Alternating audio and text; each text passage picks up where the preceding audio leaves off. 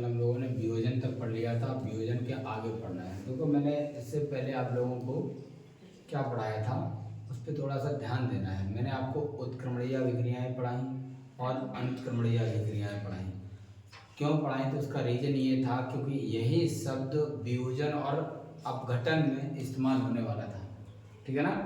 तो हमने कल आपको पढ़ा दिया था कि वियोजन अभिक्रियाएं क्या होती हैं।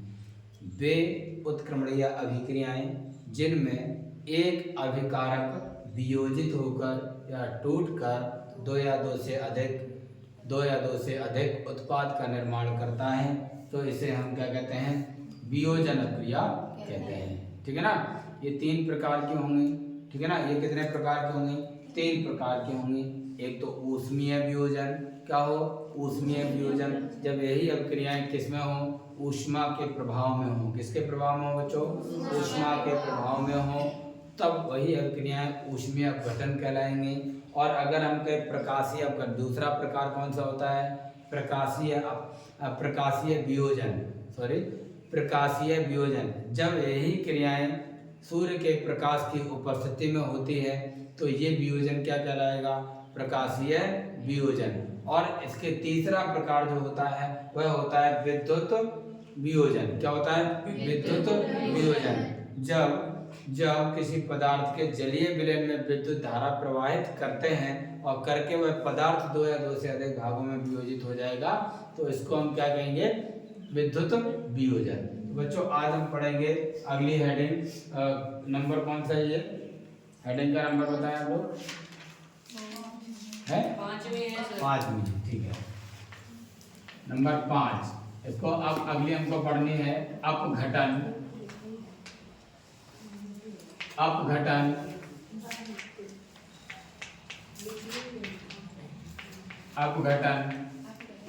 अभिक्रियाएं।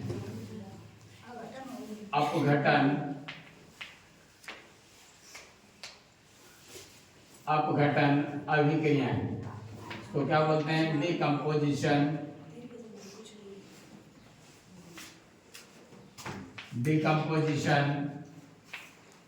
रिएक्शंस। Decomposition reactions. तो बच्चों सबसे पहली बात क्या है? ये अभिक्रियाएं जो होती हैं वह अनुत्क्रमणीय होती हैं। कैसी होती हैं? अनुत्क्रमणीय।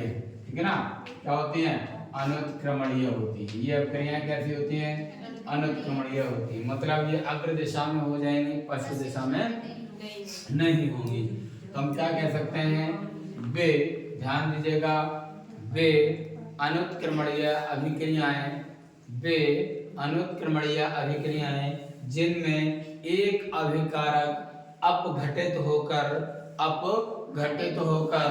2 या 2 से अधिक उत्पाद का निर्माण करता है, तो ऐसी अभिक्रियाओं को क्या कहते हैं? अपघटन अभिक्रियाएं कहते हैं। बच्चों ये भी कितने प्रकार की होती हैं? 3 प्रकार की होती है। ये कितने प्रकार की होती है बच्चों? 3 प्रकार की होती हैं। ये पहले प्रकार की, दूसरे और तीसरे प्रकार की 3 प्रकार होते हैं। कौन कौन से प्रकार होते हैं? ध्यान दीजिएगा। इसको कहते हैं ऊष्मीय अपघटन। पहला प्रकार कौन सा है? ऊष्मीय अपघटन। कौन सा है? ऊष्मीय अपघटन। और दूसरा है प्रकाशीय अपघटन। कौन सा बच्चों? प्रकाशीय अपघटन। और तीसरा है विद्युत अपघटन। तीसरा कौन सा बच्चों? विद्युत अपघटन।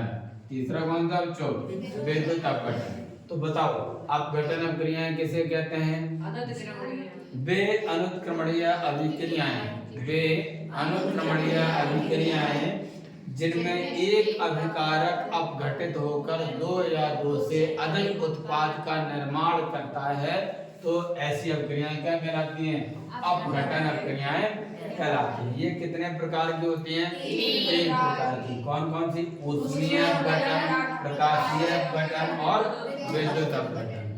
जब अपघटन अभिक्रियाएं प्रकाश की उपस्थिति में होती हैं तो प्रकाशीय अपघटन, ऊष्मा के प्रभाव में होंगी तो उसको ऊष्मीय अपघटन, और विद्युत के प्रभाव में होंगी तो उसको विद्युत अपघटन कहेंगे। बात समझ में आती है कि नहीं? चलिए देखते हैं इसकी डेफिनेशन को फटाफट। हेडिंग लिख ली है तो लिखें वे अनुत्क्रमणीय अभिक्रियाएं,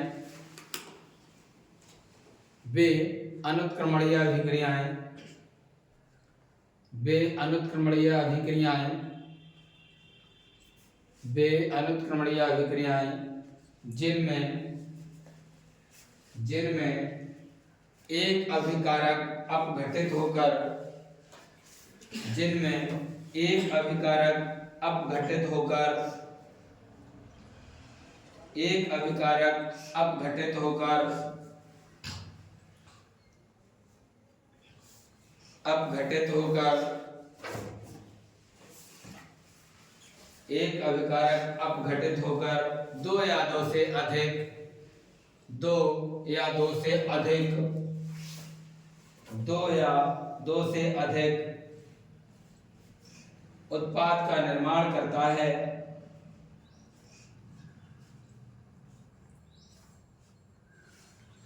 उत्पाद का निर्माण करता है, अपघटन अभिक्रियाएं कहलाती हैं, अपघटन अभिक्रियाएं कहलाती हैं, अपघटन अभिक्रियाएं कहलाती हैं,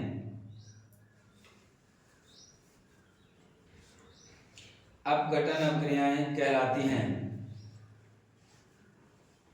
अपघटन अभिक्रियाएं कहलाती हैं, अपघटन अभिक्रियाएं कहलाती हैं, अपघटन अभिक्रियाएं कहलाती हैं। आ जाओ ठीक ना, अपघटन अभिक्रियाएं कहलाती हैं। तो बच्चों बताओ बात समझ में आ गई कि नहीं आ गई? तो देखो एग्जाम्पल में बात करेंगे हम। जैसे आपने एग्जाम्पल सुना है, जब कैल्शियम कार्बोनेट मतलब CaCO3 को जब हम गर्म करते हैं ऊष्मा के प्रभाव में, यानी कि ऊष्मा देते हैं, गर्म करते हैं, ये किसमें कन्वर्ट हो जाता है, CaO और CO2 में कन्वर्ट हो जाता है। इसको आप नोट कर लेंगे। फिर हम प्रकार पे बात करते हैं कि कौन कौन से इसके प्रकार हैं, ठीक है ना। चलिए नोट कर लें इसको, ठीक है। चलिए लिखते हैं हम लोग आगे, ये लिख लिया होगा तो ये चीज समझ में आ गई होगी कि अपघटन अभिक्रियाएं क्या। अब हम बात करेंगे किसके, प्रकार की। तो लिखेंगे नई लाइन से, ये 3 प्रकार की होती हैं, ये 3 प्रकार की होती हैं, ये 3 प्रकार की होती हैं, ये 3 प्रकार की होती हैं। ABC तीनों के नाम नोट कर लेंगे पहले, ठीक है ना। ऊष्मीय अपघटन, प्रकाशीय अपघटन और विद्युत अपघटन। कौन कौन से 3 प्रकार हैं? ऊष्मीय अपघटन, प्रकाशीय अपघटन और विद्युत अपघटन, ठीक है ना। तीनों को नोट कर लेंगे आप लोग, ठीक है, तीनों को नोट करेंगे।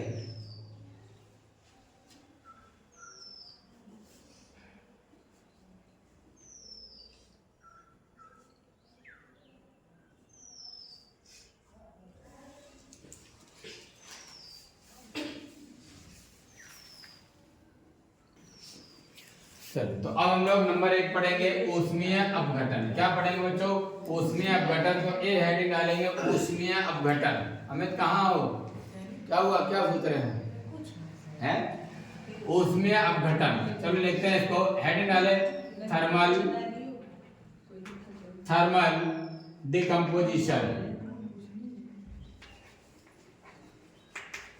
Thermal decomposition. तो पहले हेडिंग क्या है, पहला प्रकार क्या है बच्चों? ऊष्मीय अपघटन। इंग्लिश में क्या कहेंगे? थर्मल डिकम्पोजिशन, थर्मल डिकम्पोजिशन, ठीक है ना। थर्मल डिकम्पोजिशन, थर्मल डिकम्पोजिशन,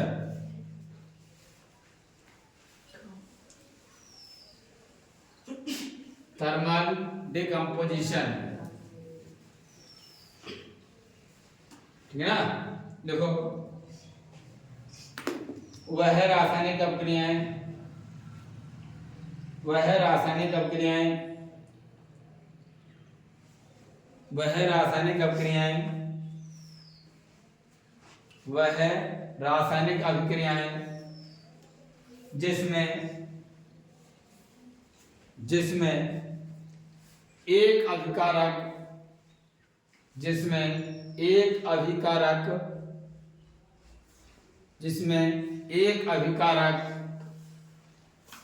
ऊष्मा के द्वारा एक अभिकारक ऊष्मा के द्वारा दो या दो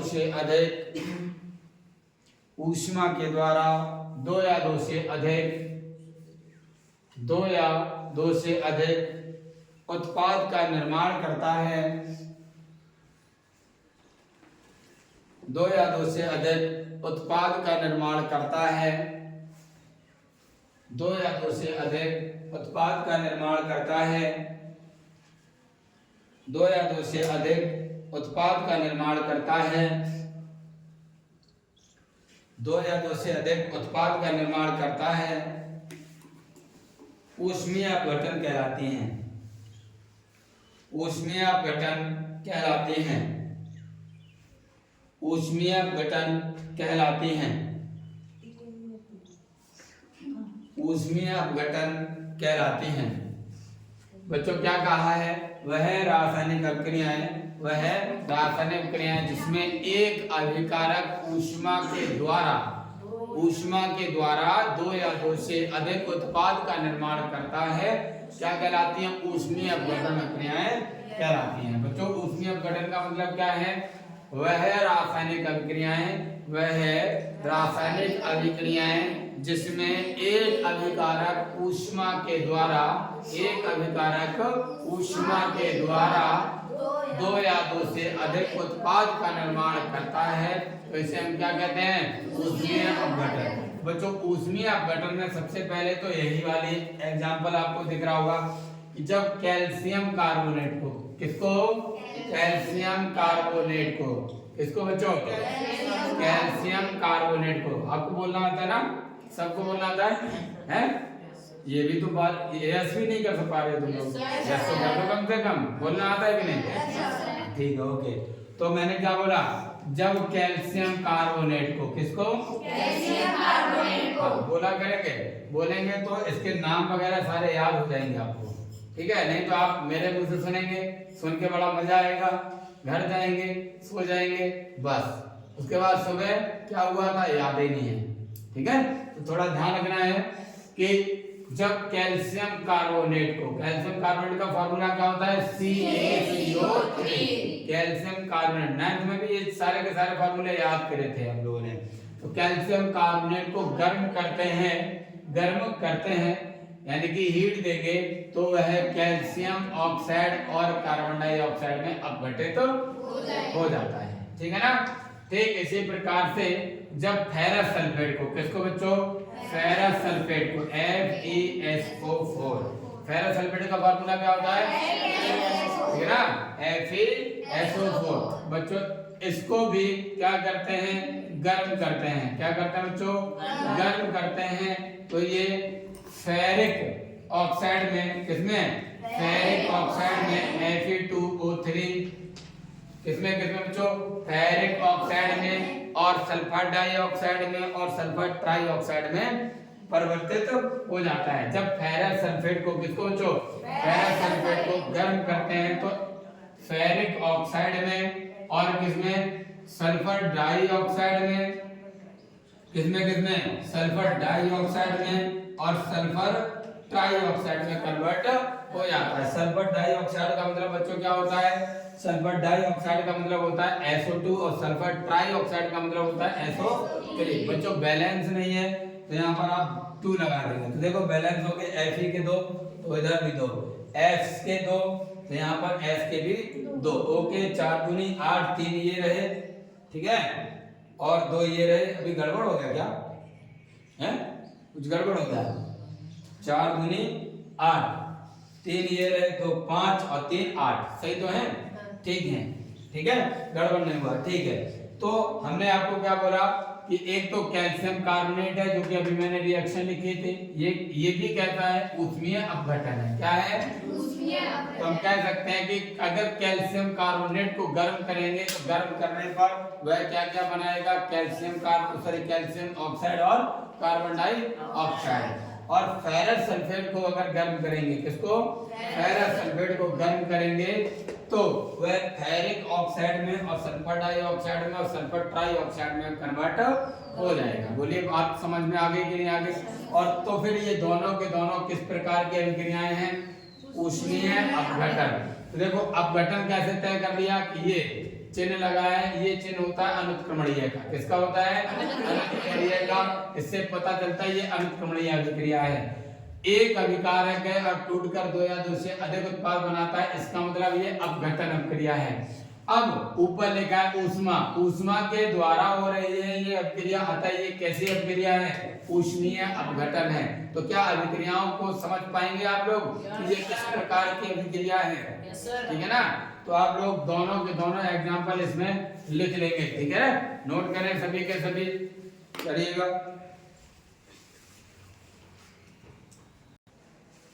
चलिए अब अगला प्रकार हम लोग लिखेंगे, कौन सा? प्रकाशीय अपघटन। ठीक है ना? हेडिंग क्या डालेंगे? प्रकाशीय अपघटन। कौन सा? अगली हेडिंग क्या डालेंगे? प्रकाशीय अपघटन। इसको कहते हैं फोटोलाइसिस। क्या कहेंगे? फोटोलाइसिस। क्या कहेंगे? फोटोलाइसिस। ठीक है ना? क्या कहेंगे? फोटोलाइसिस। ठीक है? Photolysis, photolysis, photolysis. ठीक है ना? अगली अपक्रिया का नाम क्या बच्चों? फोटोलाइसिस। ठीक है? तो बच्चों ध्यान देना है, जब अपघटन अपक्रियाएं सूर्य के प्रकाश की उपस्थिति में होती हैं। किसकी उपस्थिति में? सूर्य के प्रकाश की उपस्थिति में होती हैं, तो अपघटन अपक्रियाओं को क्या कहते हैं? प्रकाशीय अपघटन अपक्रियाएं कहते हैं। बात समझ में आ गई कि नहीं? जब अपघटन अभिक्रियाएं सूर्य के प्रकाश की उपस्थिति में होती हैं, तो सूर्य के प्रकाश की उपस्थिति में होती हैं, तो अपघटन अपक्रियाओं को प्रकाशीय अपघटन अपक्रियाएं कहते हैं। बात समझ में आ गई कि नहीं आ गई? पहले नोट करेंगे फिर लिखते हैं हम लोग। ठीक है? एग्जाम्पल लिखेंगे। लिखो, जब अपघटन अभिक्रियाएं, जब अपघटन अभिक्रियाएं, जब अपघटन अभिक्रियाएं, जब अपघटन अभिक्रियाएं सूर्य के प्रकाश की उपस्थिति में, सूर्य के प्रकाश की उपस्थिति में, सूर्य के प्रकाश की उपस्थिति में, जब अपघटन अभिक्रियाएं सूर्य के प्रकाश की उपस्थिति में, सूर्य के प्रकाश की उपस्थिति में, सूर्य के प्रकाश की उपस्थिति में होते हैं, सूर्य के प्रकाश की उपस्थिति में होती हैं, तो ये अभिक्रियाएं, तो ये अभिक्रियाएं प्रकाशीय अपघटन कहलाती हैं। तो ये अभिक्रियाएं प्रकाशीय अपघटन कहलाती हैं।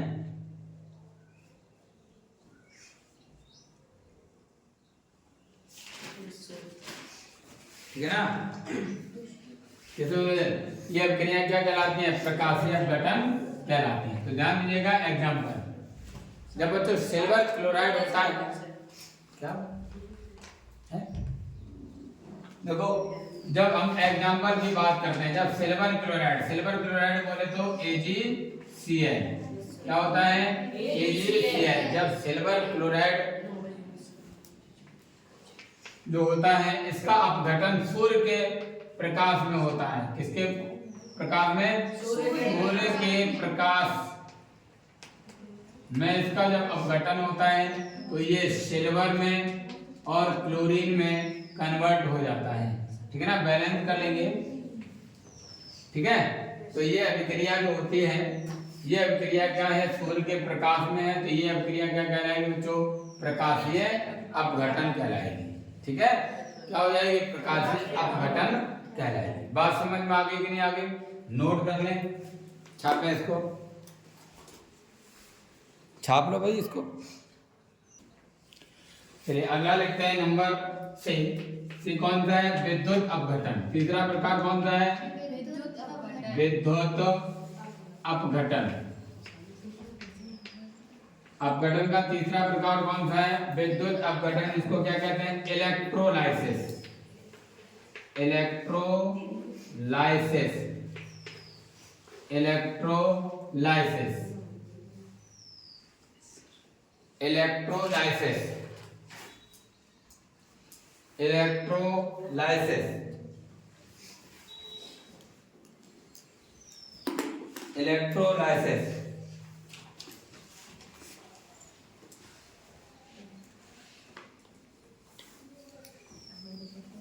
इलेक्ट्रोलाइसिस लेकिन इलेक्ट्रोलाइसिस में क्या होगा बच्चों कि ऐसी अपघटन अभिक्रिया हो जिनमें किसी पदार्थ का जलीय विलयन हो, यानी कि गलित अवस्था में होना चाहिए पदार्थ, ठीक है ना, गलित पदार्थ होना चाहिए यानी कि विलयन की अवस्था में होना चाहिए, तब उसमें विद्युत धारा प्रवाहित करेंगे तो उसका क्या हो जाएगा? अपघटन हो जाएगा। क्या हो जाएगा बच्चों? अपघटन हो जाएगा। इसी अपघटन अभिक्रियाओं को क्या कहेंगे? विद्युत अपघटन। अर्थात इसका मतलब ये हुआ कि वे अपघटन अभिक्रियाएं जिनमें एक अभिकारक और जिनमें एक अभिकारक किसके द्वारा? विद्युत के द्वारा अपघटित हो जाता है, तो इसे हम क्या कहेंगे? विद्युत अपघटन, ठीक है ना। तो लेकिन भाई बच्चे इसमें वे अपघटन अभिक्रियाएं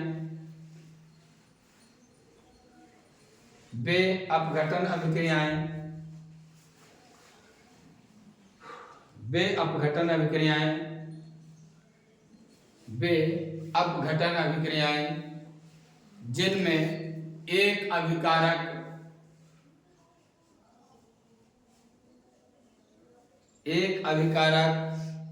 ब्रैकेट में लिख देना बच्चों गलित अवस्था। ब्रैकेट में क्या लिखेंगे? गलित अवस्था। गलित अवस्था।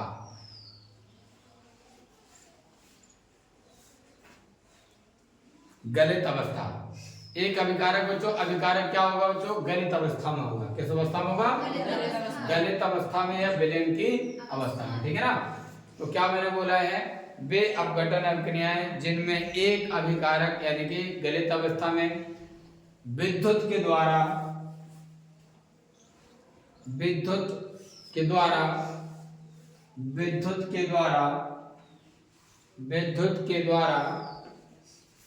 दो या दो से अधिक उत्पाद का निर्माण करता है। दो या दो से अधिक उत्पाद का निर्माण करता है।